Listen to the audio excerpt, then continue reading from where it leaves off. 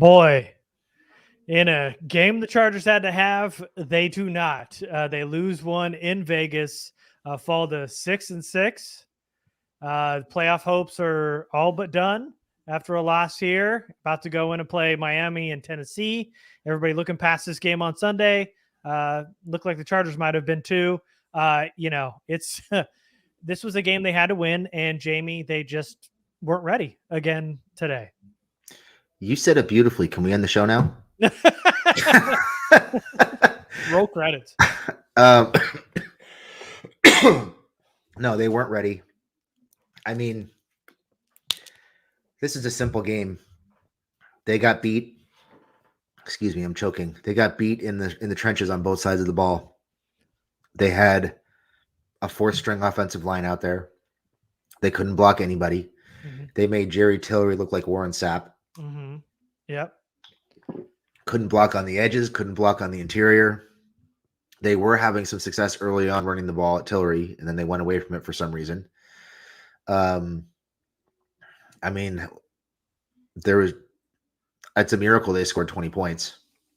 Granted, 7 of them were scored by the defense, but it's a miracle they moved the ball at all with that offensive line, because that offensive line is garbage. Mm-hmm. And the lack of an offensive line really exposes the lack of a competent offensive scheme. This short passing game sticks. It's not working. They're ruining Justin Herbert. They're making him into a robot. He's taking way too many hits. And they're predictable, and they're way too easy to defend. Even when he has time to throw, there are 4 or 5 defenders surrounding 3 wide receivers within 5 yards of the ball. They're just bad. Yeah, it's a bad football team. Mm-hmm. I don't really know what else to say at this point. Poorly coached. Yep. Basically unprepared every week. They come out of the locker room in the third quarter flat every week. They're just bad. I don't know how else to put it. I can't really sugarcoat it. I'm kind of at a loss for how bad they've gotten. They're just terrible, and they're really hard to watch.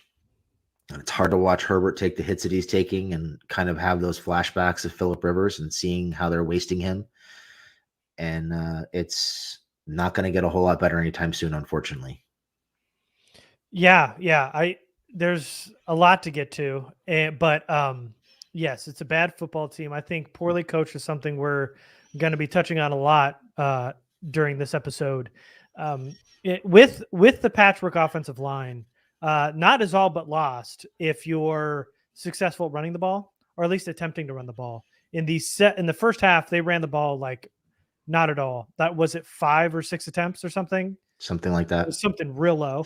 But they were averaging like 5 yards a carry when they did run it. Yeah. So they're running at Jerry Tillery, like Jamie mentioned, which was the whole reason why they cut him, because he was a really shitty run defender. And for whatever reason, they saw him in black and silver and didn't continue to run at him, which would have been the number one thing to do. But then in the second half, Staley talked about how they had to run the ball more.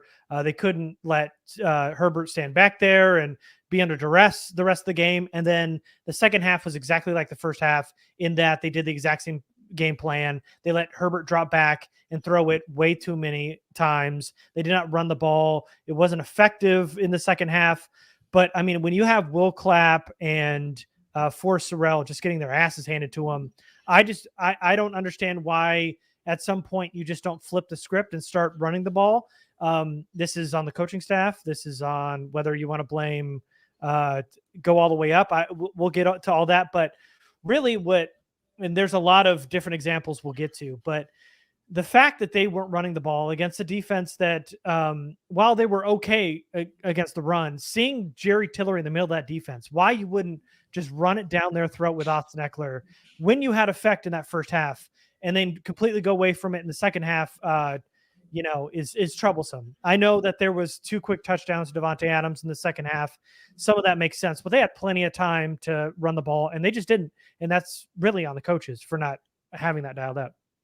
Yeah, and they stuck with their same game plan that they run every week with the sticks, basically, until they had to start getting explosive plays. Then you started seeing some creative screen passes, some crossers, ways to get the ball down the field to Keenan and get the ball to to Everett in space on a couple opportunities.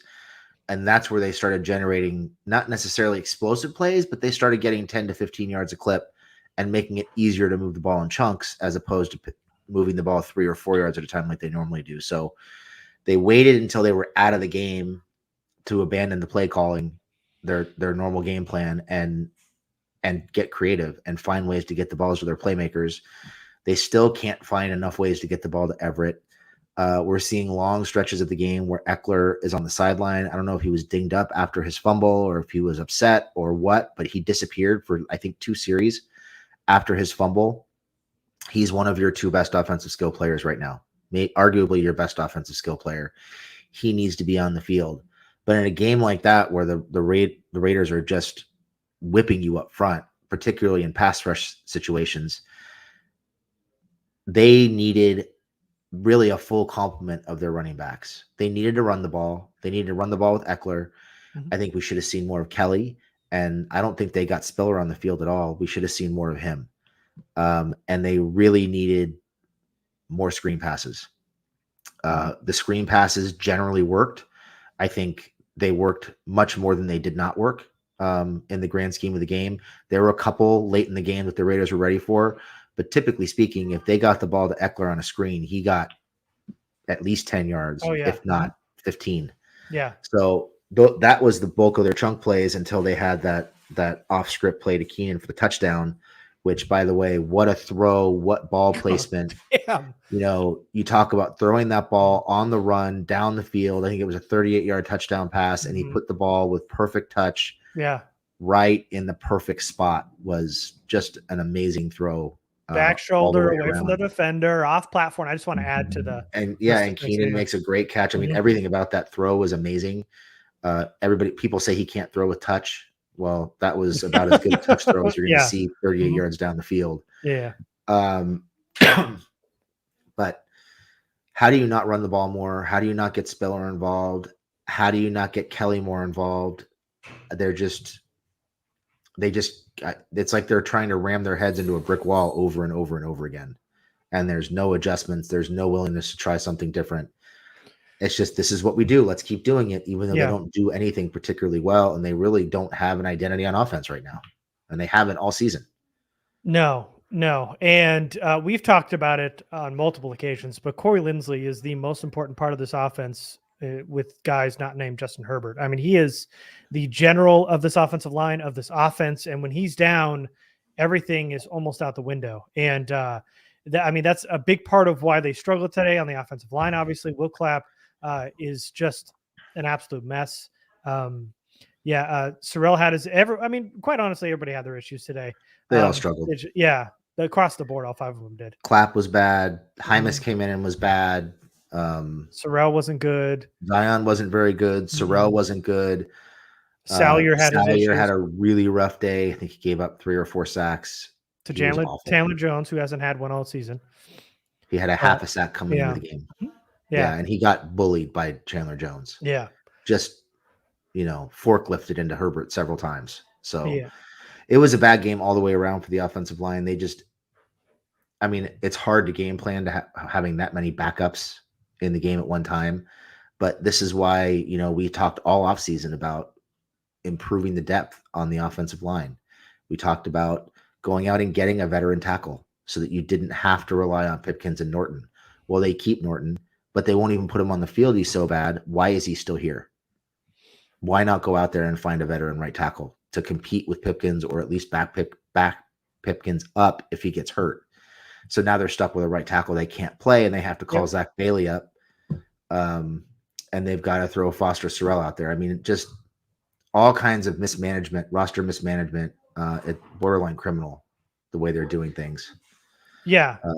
It's just bad all the way around. I know. And we'll have to get to it. But that's also a big part of this. We've dumped on Spanos, which deservingly so. And you can start at the top there. But the fact that they've had so many, now the roster going into the season was nice. When injuries occur, most teams, at least good teams, will then make the changes they need to in order to improve their roster. The Chargers say, no, we've got our guys on the practice squad. We're going to use those guys. and hope that they can fill in for as long as they need. All these guys that they've picked up, I mean, once Joey Bosa's gone down, they had nobody to rush the passer. Will Clapp can't block anybody. Sorrell shouldn't be starting in the NFL. Sebastian Joseph Day went down. I know that he had a knee injury, but I think it's because he's carrying this goddamn defensive line all season and nobody else has helped out. And that's why he got injured today. They've got no other help on the defensive line. Once JC Jackson went down, they were lucky that they had Michael Davis there, but everybody else outside of that, there isn't really that linebacker depth there anymore. There's no offensive line depth. Tight ends have been in and out all season. Awesome. Offensive line has been terrible. Mike Williams has been out. Keenan Allen's been out. Nobody's done anything to improve this roster. And so if you're going to sit there and play your practice squad in a time when you need a win against a division rival, which you know is going to be a close game no matter what, no matter how bad they are, which, by the way, the Chargers are only one game better than the Raiders now. That's how bad they are.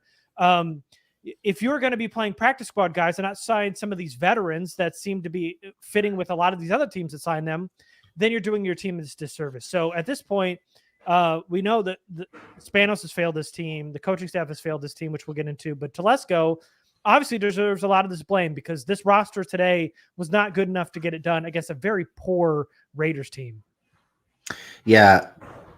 You know, I think there are a lot of examples of them maybe trying to be too cute with the roster and outsmarting themselves to a certain extent. You know, you talk about, well, we've got KVN to play linebacker and edge. We don't need a fourth edge player. We'll just run with Mack and Bosa and Rumpf. Rumpf, who is not a great run defender, and Bosa and Mack both coming off of injuries. They both spent a lot of time hurt the last couple of years. They did not have enough depth at edge. They did not have enough quality depth on the offensive line. And we're seeing they really didn't have the depth they thought they had in the interior of the defensive line either. They had bodies, but they didn't really have depth, guys that they could rely on. And there's examples of that. It's the same thing in the wide receiver room. They thought they had depth. They didn't really have depth. We knew that going into the season, but they really didn't. And these are the areas where they're struggling the most. So, you know, getting too cute, making bad decisions, quote unquote, not giving up on their guys like they've talked about. Well, there are some guys that you need to give up on them because they suck. Of course. And there's only so much you can do for those guys. You know, Norton should not be on an NFL roster right now. I don't care how many snaps he played last year. I don't care what they think of him. He has proven that he cannot be out there. And they've decided he can't be out there because every time somebody gets hurt, they skip him over and they keep him on the bench. So why is he here? Tuska is garbage. Why they're holding on to that Taziki experiment, I don't know. He sucks, man. He's terrible. They could at least put Jeremiah Tachu out there, who has had some level of success and experience at the NFL level. He'd be better than Tuska, but they can't get him on the field. I think he's on the practice squad now. Their roster decisions this year have not made a lot of sense. They don't seem to be very interested in making improvements and filling holes when they arise. And I think it's time to start talking. I mean, we've been talking about it, but I think it's also time to start talking about the offensive and defensive game plans and the schemes in general. The schemes don't work. The offensive system is basically go be a god, Justin Herbert. That's the offensive system. Yeah. Oh yeah. I mean, people raved about the top 5 offense the Chargers had last year. That the main reason they had a top 5 offense last year was because Justin Herbert played like an alien on 3rd and 4th down because they were constantly in 3rd and 4th down. He was basically untouchable under pressure. You couldn't blitz him. He was great in 3rd down, great on 4th down, and great in the red zone. And none of those things are stable. You can't rely on those things to repeat themselves year to year. Those things change. They're fluid. And he's struggling now under pressure. He's struggling now on 3rd and 4th down at times. And the offense looks anemic because of it, because he can't be perfect all the time. Relying on him to be perfect is not an offensive scheme. And they are putting him in some bad positions, and it's not helping him. He's regressing in some areas, and they need to take a hard look at what they're doing with him. And then you look on the defensive side of the ball. The offense is, I mean, the Raiders have no receiving weapons. Waller's out. Hunter Renfro's out. It's just Devontae Adams. And you're single covering Devontae Adams with Mike Williams and Asante Samuel Jr. or Mike Davis, excuse me. That's unacceptable. Yeah. It's not a game plan. It's a prayer. Yeah. It's And that's issues with the game planning, which we've talked about. it's the scheme and the game plan. Mhm. Staley doesn't like to double. Great. So you're just going to let Devontae Adams chew you up for 12 catches On an island. Yep. 2 on an touchdowns. island? It's a recipe for failure. Yeah. I know they made it close at the end of the game and they gave us all hope like they do pretty much every week, but they were never really in that game. And they did not really deserve to win that game based on the way they prepared. And the way they played the majority of the game. They did not deserve to win that game. Yeah. Yeah. And so, just going off game planning, I know we were eventually going to get to this, but, we've watched throughout the season now. It's either start out slow, get down 2 scores, have to come back from behind and either win or lose on the last drive of the game, or it's go up by 2 scores, lose it in the third quarter, and then try to come back and win it in the fourth quarter. And I just want to go off of this third quarter business because what they've done in the last 7 weeks has been fucking atrocious. I wanted to talk about it last podcast. We got caught up in the excitement of winning on that 2-point conversion, but this is 7 weeks now where the Chargers haven't scored a touchdown in the third quarter. This is, and I'll just up top, this is a function of the coaching staff. So I'm not blaming this backup offensive line. I'm not blaming the lack of wide receiver depth or tight ends, tackles, running backs, whatever. I'm not blaming any of that. This is on the coaching staff now. This is 7 weeks, 7 straight weeks where you have an alien at quarterback, Justin Herbert, who can't get a touchdown after halftime. That's in-game adjustments. That's coming out of the locker room, being prepared to go in and win a game in the second half, and the Chargers can't do it. That's, to me, no longer the guys on the field. That is Staley getting his ass handed to him in the third quarter, and I don't want to talk any shit without actual numbers. So I had to go back and look at it because it's just been this bad. So they've been outscored 9-49 in the last 7 games. 5 of those in the third quarter. In the third quarter. In the third quarter, they've scored 0 points 5 out of those 7 games, including today. 0 points. Justin Herbert comes out of the locker room, warmed up, in a rhythm, ready to go in a third quarter. 0 touchdowns. 0 points in 5 games. No coach in that locker room is getting through to anybody. If they can come out of the locker room and not score a single point coming into the third quarter, 5 out of your last 7 games, there's a disconnection between Lombardi and Hill and Staley and everybody else. I know, again, you can blame the Spanos because they're absolute losers and they always have been. You can blame Telesco for fielding this team on offense, but they're not the one. I mean, obviously Telesco isn't doing much to improve it when injuries occurred, but Staley, Lombardi, and Hill are the leaders in the locker room. At the end of the day, they are in the locker room. Spanos isn't giving speeches, isn't teaching these guys up. Telesco isn't teaching these guys up. It's the head coaching staff. And this, by the way, is their guys. This season, 2022, was supposed to be Staley's guys. He got all the guys he wanted in free agency when they went all in so that they could play the defense his way, the offense his way, and they could play Staley football. Be better than they were last year and to be as good as they were when he was coaching the Rams and they had the number 1 defense. Now they've got a historically bad run defense, a defense that is going on to give up more than 5 yards a carry, which is absolutely dreadful. These guys are not getting through to anybody. I don't care about these all-ins. I don't care about his coach speak. I don't care about these press conferences. Right now, there are no results. All he's doing is talking, and there is absolutely no results right now. They are 6-6. They had to win this game against a bad team. Granted, it was on the road, and we talked about how bad road games are, but this Raiders team is bad. They've got 2 players, Josh Jacobs, Devontae Adams. You can find a way to stop the run, which they did in the first quarter. Then they gave it up in the second, third, and fourth quarter.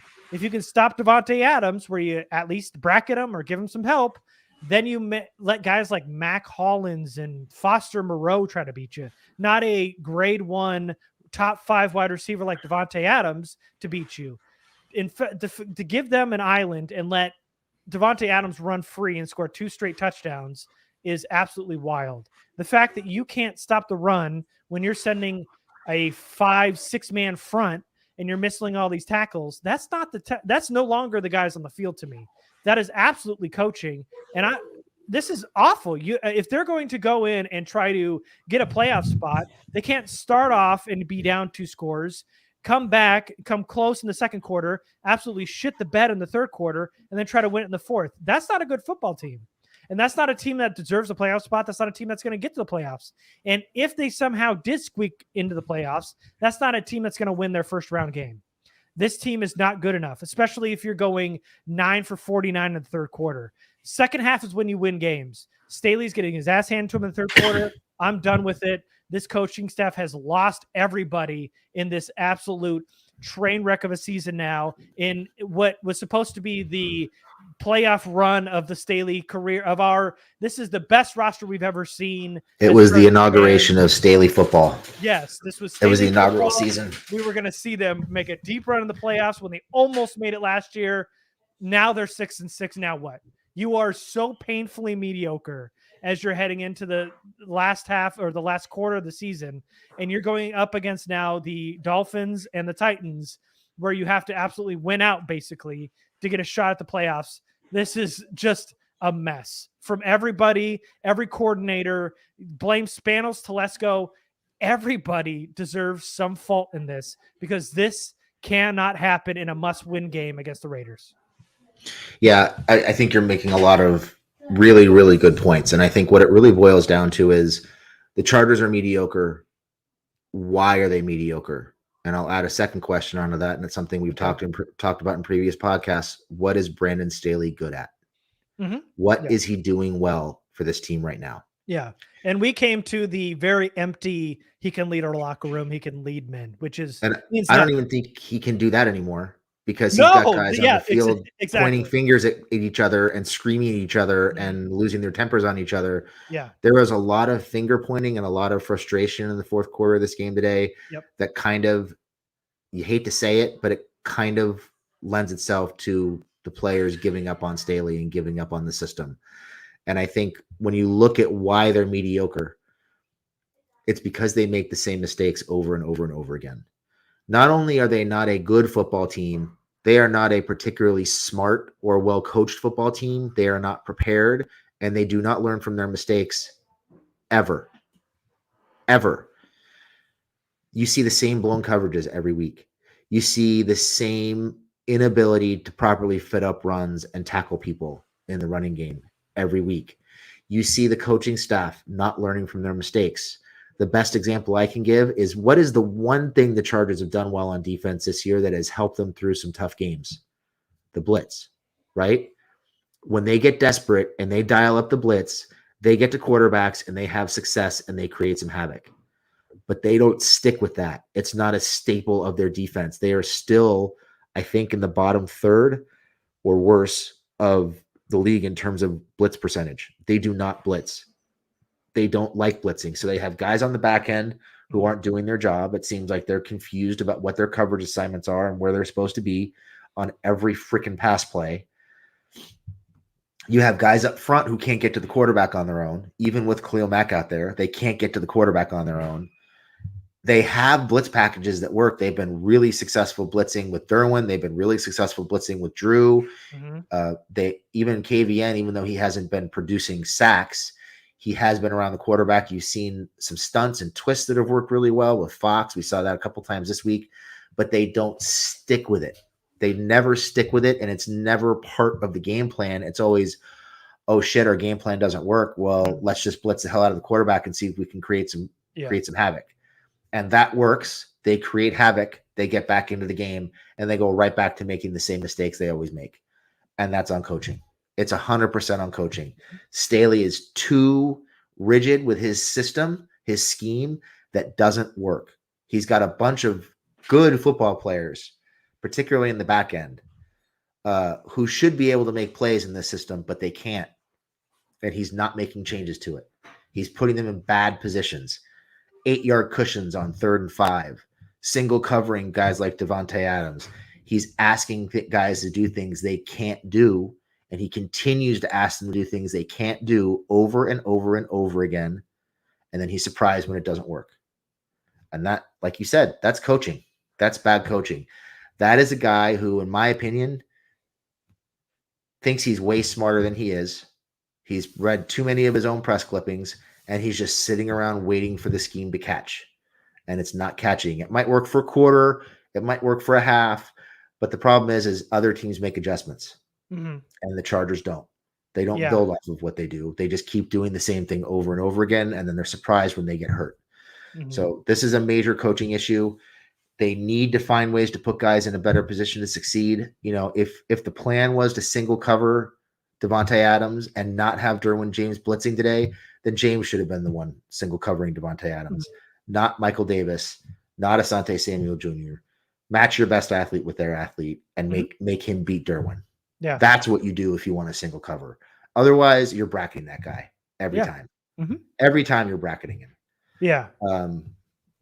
It's bad all the way around. It's becoming embarrassing. It's getting to the point where they're unwatchable, which I really never thought I would say with Justin Herbert leading the offense. I never thought I would say they're unwatchable, but they're boring. They're unbearable. They're unwatchable. And it's so frustrating because there is, I don't know what they're teaching. They're not teaching tackling. They're not teaching the proper coverage techniques. The protections are terrible. I mean, the entire protection scheme is gone if Lindsey's not on the field.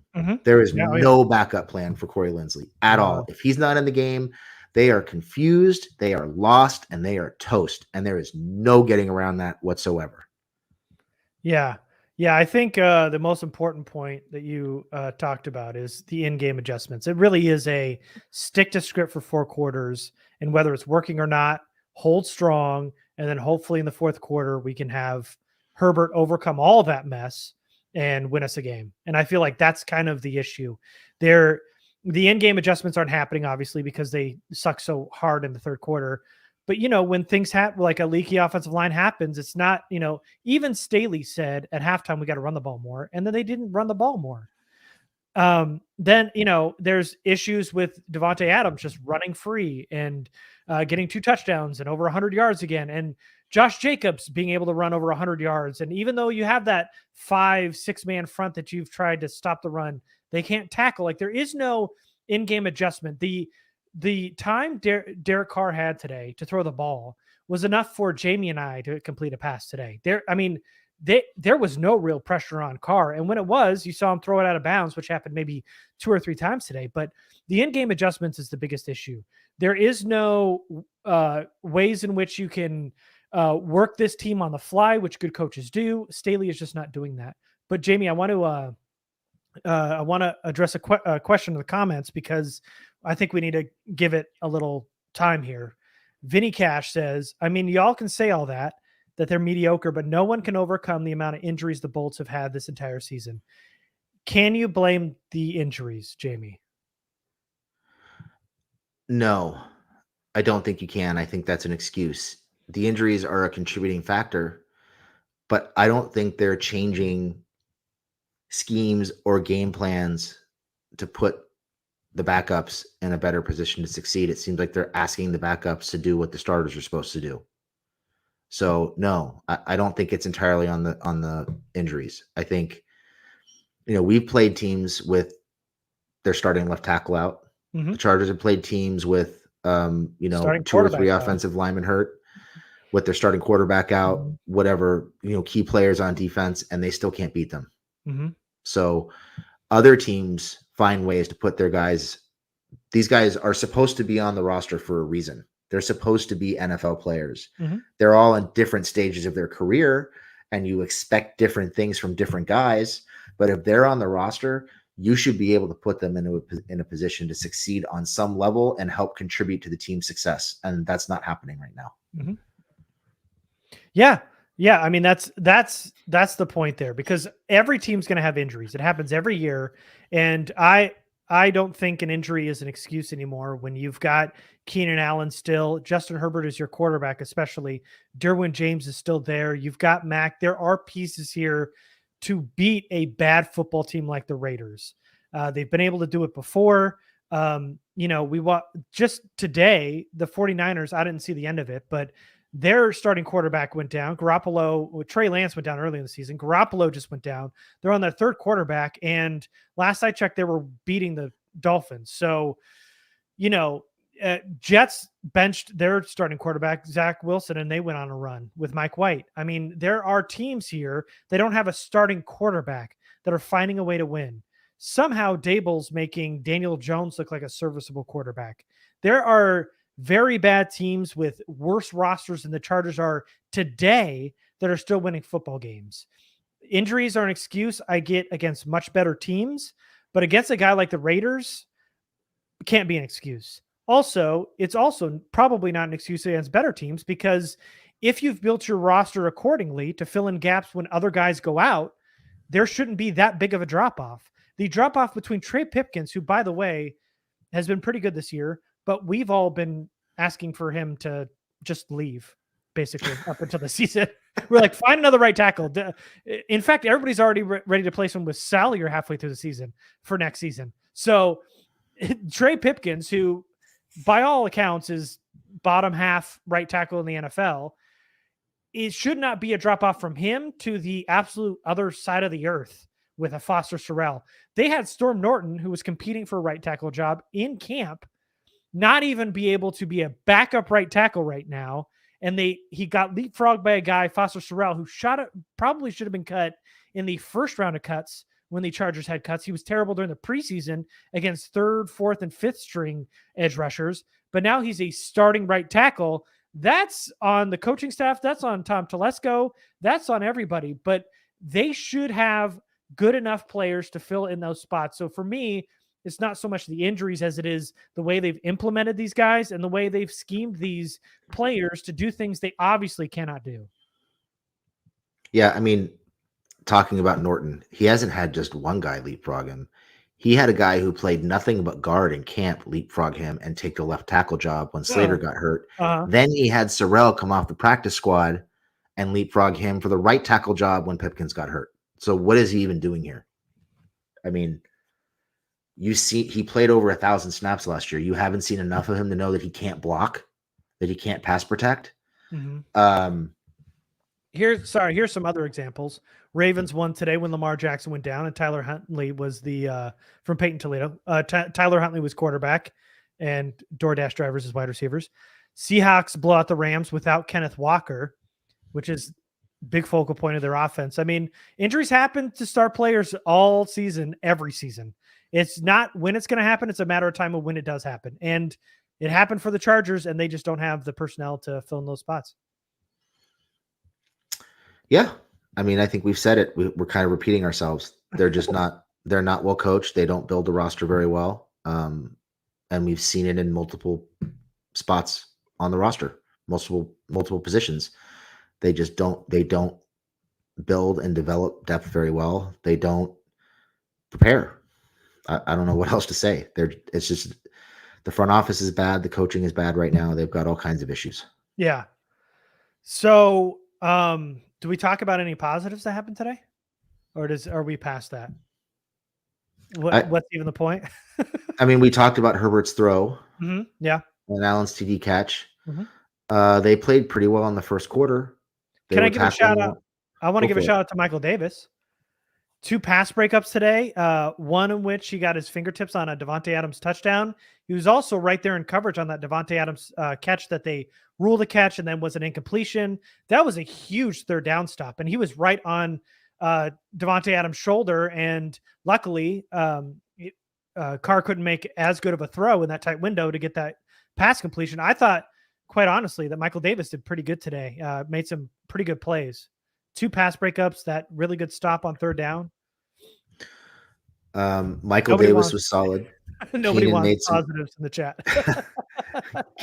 Keenan came up with a couple big catches. Kenneth was a monster in the first quarter. Kenneth Murray?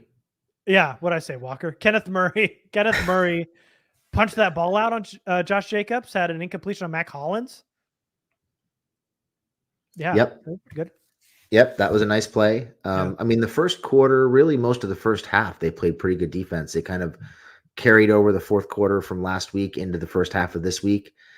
and then the Raiders made adjustments and they didn't, and the game was over. Mm-hmm. Yeah. So how do you feel about just on a different subject? Because I mean, there were some positives, but who really cares about all that? They lost this game. What are your thoughts on Brandon Staley kicking that 52-yard field goal when it was 4th and 5 driving there? You okay with that decision, or how are you feeling Um, about that one? I think given the fact that they couldn't protect and keep Herbert upright and they needed points out of that drive, I was fine with it. I think you take the points and you figure you're giving them the ball back with like 25 or 30 seconds left. The chances of them getting into field goal range, even though they ultimately did get into field goal range, are pretty slim. I think you take the points and try to get a 2-for-1 coming out of the locker room at halftime. If the team is fully healthy and they've got their offensive line and they have all their playmakers out there, I'd probably have a different opinion on it. But I have no faith in that offensive line that they ran out there today. And frankly, I'm surprised we didn't see 3 or 4 strip sacks today with the way guys were coming off the edge. Mhm. Herbert had no chance in the pocket today. How Yeah. about you? Well, I'm trying to think. Was that 52-yarder in the second half? But anyway, I was confused by it. I understand going for it there and maybe taking the points, but you're down 4, kicking the field goal. You're still down Oh, one you're score. talking about the one in the second half. Yeah. Sorry. Okay. Yeah. Yeah. It was 4th and 5. Yeah. Do we know where the ball was? Like, obviously, so it was on what, the 40, Um. 42, Yeah. 38, something like Uh-huh. that. Yeah.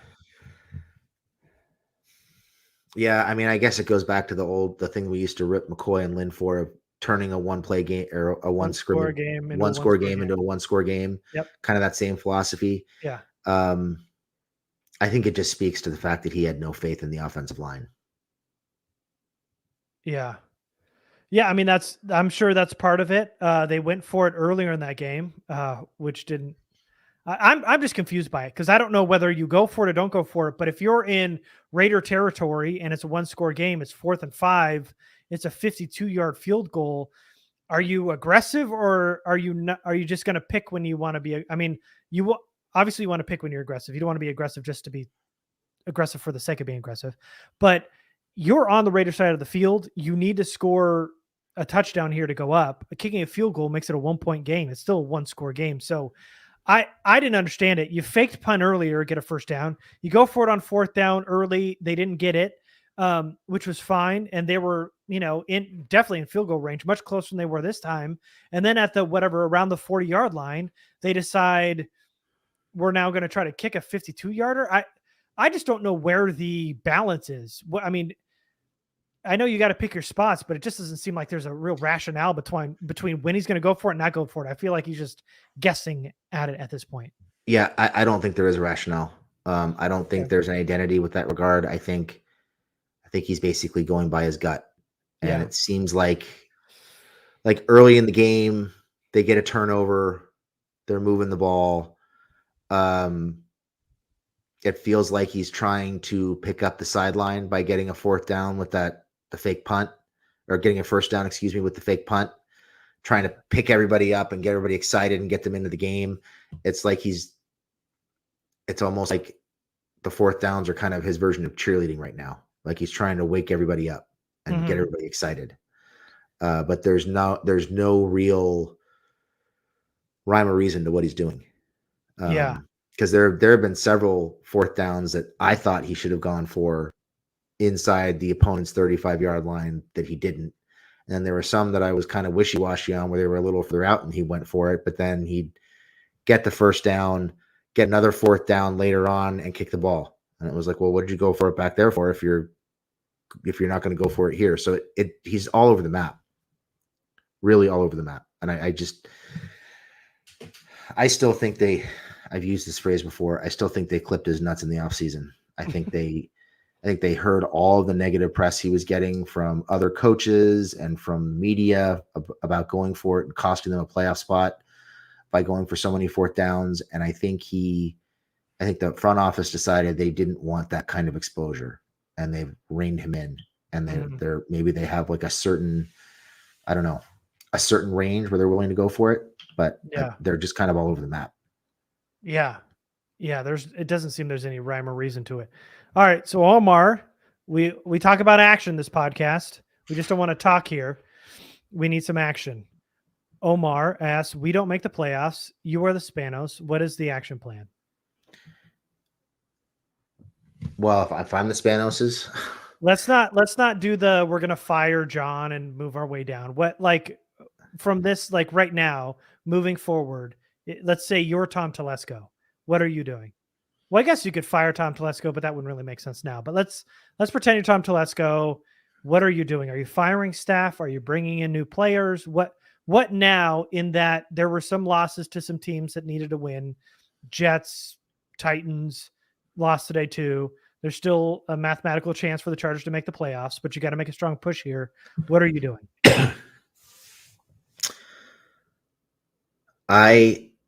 If I'm in the front office and I'm making the decision, as much as I know the Spanoses don't want to fire people midway through their contract, I've seen enough of this coaching staff.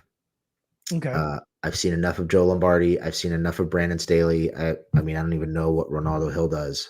The only person who's really deserving of a job at this point is Ficken. Okay. So I would fire everybody.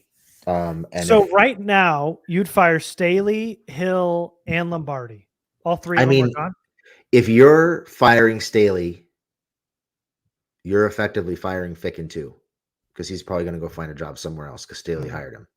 You can't, I mean, unless the incoming coach wants him, which why wouldn't he? And he's willing to stay. He's probably not going to stick around. So I think you fire the whole staff. And look, if it's me, I said this before Staley got in the picture last time around. When they hired Staley, my number one guy before he signed his extension with Michigan was Jim Harbaugh. And I know people don't like Jim Harbaugh because he's a hard ass and a jackass, but the guy is a good football coach, and he's proven he can win at the NFL level. He puts together tough teams. They play good defense. They run the ball physically. They have a clear identity, and he knows how to win. I would hire Jim Harbaugh. I would not. I know everybody wants to hire Sean Payton.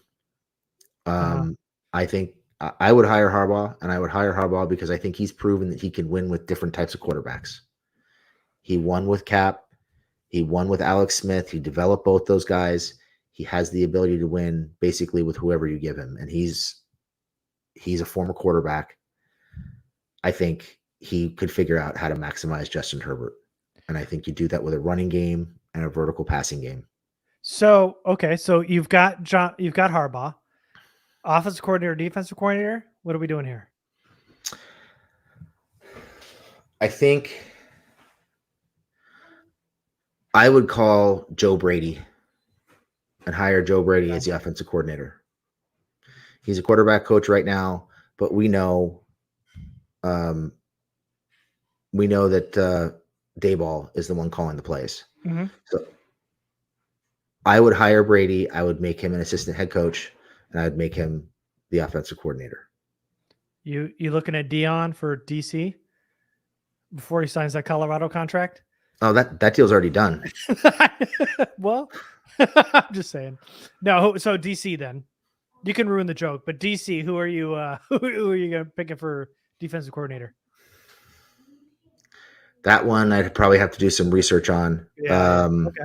That's hard to say off the top of my head, but I think maybe go back to Buffalo and hire one of Sean McDermott's assistants as a defensive coordinator. Man, if only they would have listened to us about Sean McDermott, man. Yep. This would be a totally different football team. Anyway. Okay. So one of his assistants. Okay. So, I mean, I'm ready to fire all three of them. I'm with you. I just don't know. Hugh Jass has it. Here we go. Vic Fangio. I would hire Fangio. That's a good hire. Vic Fangio, DC. They've worked together with Jim. That makes a ton of sense. Good one. I like that. Good job, huge ass. Yeah. So yeah, I mean, obviously, there's all three of those guys have to be gone, whether it's now or in the off season. It doesn't matter. I think that D'Amico Ryans was the guy I was going to mention, which Captain Dynasty just mentioned, which I would absolutely love as head coach. But yeah, I mean, there's got to be some kind of change. If you're just going to stand pat here, you're just basically punting the season. I Spanos aren't going to fire Staley. Everybody's going to stay put. So let's go a little bit more realistic. Who is there any like players you'd bring on here, Jamie? I mean, I think realistically you can fire Lombardi and promote Shane Day and just get rid of that whole Lombardi experience and hope to give the little offense some gas. Is there no reason? Is there a reason why you can't still hire Joe Brady and bring him in as the offensive coordinator if you fire Lombardi? No, there's not. I don't think he's going to be getting a head coaching job. So you bring him in as the OC. Maybe you also get rid of Shane Day and make Brady the quarterback coach as well, and have him, get his thumbprint on Herbert. Have him remold Herbert because Herbert needs some work right now. Yeah. I don't. I would go with somebody who has shown that he can put together a scheme that works. I'm not sure that I would promote Shane Day just because he's already in the system. I think you just get the same shit, different day if you promote from within. I think you need to bring in somebody with a different set of eyes, a different perspective, somebody who's seen things work at a high level somewhere else, and bring them in. Yeah, I mean, I'd bring in an experienced offensive coordinator, obviously, but the easiest one is to just move within, which I think realistically the Spanos would do. And then you'd hope at that point that they would go, okay, what Lombardi didn't work. So if I want to keep my job going into 2023, if there's any chance of that, I guess if they have the offense on fire, maybe, but you got to change things around, and then you hope that they work differently than Lombardi did. But yeah, I mean, I understand, but I am not on the Sean Payton train. We've talked about it. They're not going to hire Sean Payton. He wants too much control. Isn't going to happen. But yeah, I don't know where right now. It's just I don't see the Spanos making any changes. There's going to be another week of the same thing. They're going into Miami, playing Miami, and they got to find a way to win here without making any real changes and just hoping that Mike Williams gets healthy and Trey Pipkins gets healthy and Joey Bosa gets back sometime soon. So I don't see any of that realistically happening. Do you? I think there's a chance they could fire Lombardi. I mean, oh, good. Yeah. I would say 50-50 right now. Maybe 60-40 they keep him. But I think there's a chance if things continue to go downhill and they're not scoring points in the third quarter and they're struggling to put 20 points up on the board, even against bad defenses. I think at some point they have to they can't blame everything on the injuries. I mean, they can, but they shouldn't. Mm-hmm. They need to realize that they've got this special talent at quarterback, somebody who can make all the throws, who has the ability to use his legs to make plays, and they're not maximizing him. They're turning him into a statue in the pocket. Yeah. The Oregon robot we saw. And if they're committed to winning with Herbert, which it seems like they are based on the way they spent money in the offseason, they need to put him in a better position to succeed. And they need to revamp the offense, not just schematically, but in terms of personnel.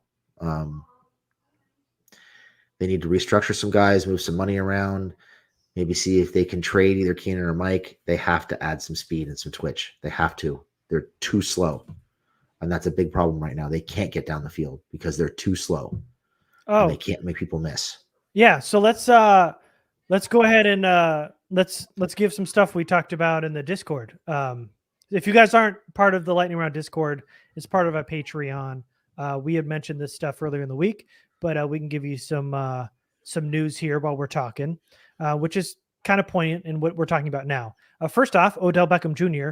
The Chargers have had zero contact with Odell as of a day ago, whenever that was. Jamie. I think it was Thursday or Friday. Yeah, Thursday or Friday. They had no connection with Odell Beckham Jr. at all. So that OBJ hope that he comes in to be wide receiver 3 is not in the picture right now.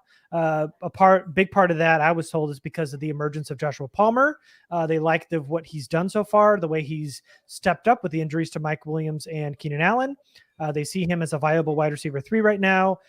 Don't quite see the point in bringing Odell Beckham Jr. in as a free agent wide receiver. Yeah, I don't think that was ever realistic anyway. It's fun to talk about, but they're so overextended financially at wide receiver. Mm-hmm. And he injured his knee playing on the SoFi turf. It's just hard to see him committing to coming in. It's hard to see them spending the money to bring him in. It was always highly unlikely. Yeah. And then the second bit of news that we broke earlier this week in the Discord was Joey Bosa. The team has had talks in which if the Chargers, which I guess looks a little bit more likely now, if the Chargers fall mathematically out of the playoff picture, they may just shut Joey Bosa down for the season.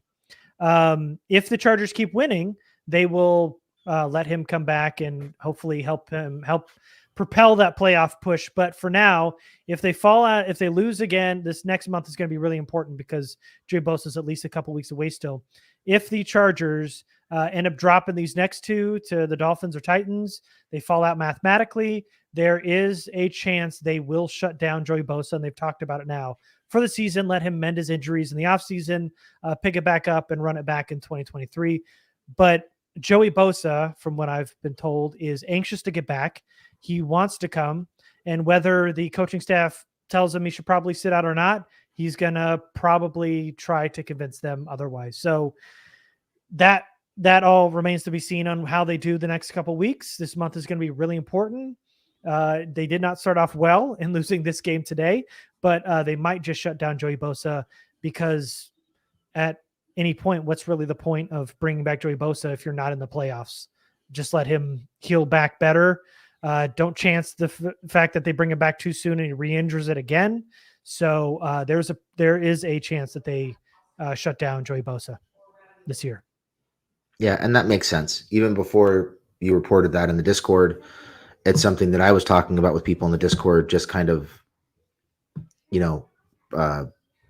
speculating was the word I was looking for. Yeah. Why bring him if you're out? Let's say you lose, worst case scenario. Let's say you lose to the Dolphins and then you lose to the Titans, which the way they're playing right now is not all that much out of the realm of possibility. Now you're 6-8, right? You've got 3 games left. You have no shot of winning 10 games. You're probably going to need a minimum of 10, probably more like 11 to get in the playoffs. Why bring him back at that point to maybe go 9-8 and worsen your draft pick, theoretically speaking? Yeah. Just let him heal. Let him heal. Let him get back for next year. Joey's a guy who, I mean, I've never talked to him personally, but just hearing him talk and seeing some of the injuries that he's dealt with, to me, he seems like a guy who's already thinking ahead and already thinking about life after football. And I wouldn't be surprised if he's kind of mapping out when he thinks he's going to retire. He may not play another contract in the NFL. He may not finish the current contract that he signed, just based on the way things are going. It would not surprise me if in 2 or 3 years he came out and said, "Hey, I'm done. I've had enough. I've got all the money I need. I don't need to be here anymore," because he's frustrated or tired of getting hurt or whatever the case may be. So that's why I think it makes sense. Yeah. I think you keep him, you let him rest, let him get his head right, let him come back fully healthy for camp. I don't think there's a desperate need to bring him back if you're 6-8 in 2 weeks. Yeah. It all just, I mean, and again, it all depends on how they do the next couple weeks. And I think honestly, any organization would have this kind of internal discussions about your star player and whether you even want a chance bringing him back. And quite honestly, the draft pick starts to come into play at that point if they're mathematically eliminated. So, and we know Joey Bosa's just a one-man wrecking crew. He's been doing it by himself practically since Melvin Ingram left. So to bring him back in betters your chances of being a better football team. And quite frankly, if they're not in it, you're playing for draft picks, and they might just shut him down. So that's a possibility. I know there's a lot of talk and links to OBJ and the Chargers, but that's just not in the cards right now. They have not talked to him as of 2 days ago. Things could change, but he's already made a trip to New York. He's talked to Buffalo. I mean, he's already making his kind of tour around teams, and Chargers are just not on that list. Yeah, like I said, not surprising at all. Yeah. Cool. All right. If anybody's got any questions, you can send it to us before we head out here. I think Should we talk about the sweep the leg on Keenan at the end of the game? You're talking about the penalty that was not called. Yes. The penalty that was not called. Yeah. Yes, that play. Mm-hmm. How do you miss that in the middle of the field as Yeah. Keenan's breaking away from, I think it was Amik Robertson, and he reaches out and grabs him by his ankle and trips him? Yeah. And you can't even say that was an uncatchable ball, because if Keenan is allowed to run as he was breaking away from Robertson, he catches that ball. Mm-hmm. The only reason it was uncatchable was because he got tripped. Yeah. I cannot believe that was not called. Yeah, I mean, it's not why they lost. No. They played a horrible first 3 quarters, basically. But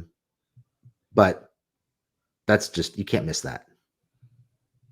You absolutely can't miss that. No. No, that was definitely a missed call. That was absolutely a penalty. It just felt like he grabbed the hip and even twisted the hips down. It was just like across the board. It was a bad rep from a cornerback and an obvious takedown, because quite frankly, the safety on that play was trailing. So if Keenan finds a way to get that ball, which it didn't look like he could have caught it, but if he was, and what his path wasn't impeded, he would have had a chance. There's a lot of open field there too. So it just kind of felt like I'll take the penalty type of play. And I don't know. I don't know how you missed that call. That was just an obvious pass interference call. Yeah. Or defensive holding, whatever you want to call it. Right in the middle of the field in a key moment of the game. You can't miss that. And to write it off by saying it was uncatchable is just horrible bullshit. Just terrible. Yeah. And again, not blaming the officials, because the Chargers got whipped in the trenches all game long. Just terrible, but that's a penalty. So we've talked a little bit about it, but Peyton wants to know if we think it's going to be wide receiver in the first round this year. I would say no. I'm not saying what we would do. I would say no. They've got so much sunken cost, and Keenan and Mike, and they love the way Palmer's emerged through this year. So I would say no.